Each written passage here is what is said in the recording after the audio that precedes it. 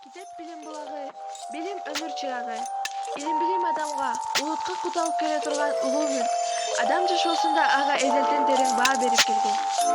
Илим окуу булагы, билим өмүр чырагы демекчи, азыркы жаштардын көпчүлүгү китепке кайдыгер карап, соц тармактардын кулу болуп, китепканаларда китеп окуган жаштар азайгандан азайып бараткандай. Китеп адамдын чыныгы досу жана окутуучусу, акылдуу кеңешчиси жана ишенимдүү жардамчысы. Андыктан жаш кезибизден тартып китеп биздин таалыкпаган жандоочубуз болушу керек. Китеп адамдардын руханий байланышындагы көөнөрбөс көрүнгүнүн бири. Ал адамды өз башаатына баш багууга, жан дүйнөсүнүн сырдуу түйүндөрүн чечүүгө, учурдагы, өткөндөгү жана келечектеги турмушка сеним салып, байкоо жүргүзүүгө түрткү берет. Китеп адамдарды байланыштырат деп улуу жазуучу Чыңгыз Айтматов да эскерип кеткен. Китепсиз баардык тармактарда илим-билимди билүү, таануу өтө кыйын. Демекчи, кайсы баардыгы китепканада болот. Китеп окуу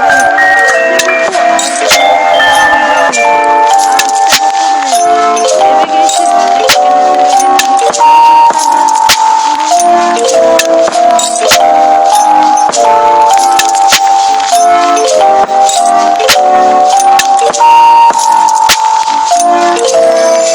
көмөктөшөт.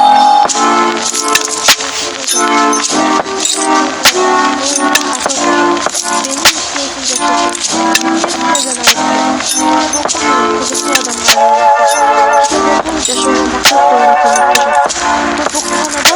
жигердүү жашоо образуна ээ болот.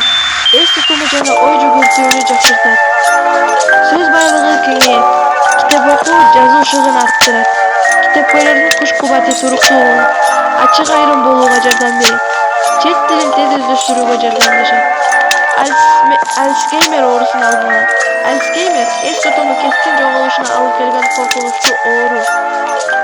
Бирге китеп окуу ата-эне менен баланы жакындатат. Кыжырылык абалды оңдойт. Китепти көп окуган балдар окууда жетишкендиктерге көп ээ болушат. Жакшы маектешке айлантат.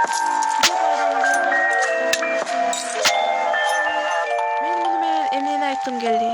Китеп окуу менен биз айланадагыларга жана ошондой эле өлкөбүзгө өз пайдабызды тийгизип, салымыбызды кошконго аракет жасайлык.